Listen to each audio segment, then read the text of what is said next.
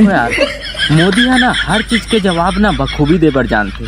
चाहे सामने United state of America के प्राइम मिनिस्टर घलोक काबर रहा है, हर चीज के जवाब बखूबी देते, देख लो।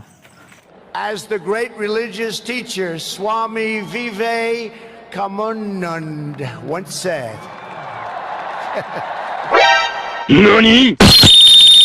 क्या बोला तूने? Dear friend, the President of the United States of America, Mr. Donald Trump. हाँ भाई,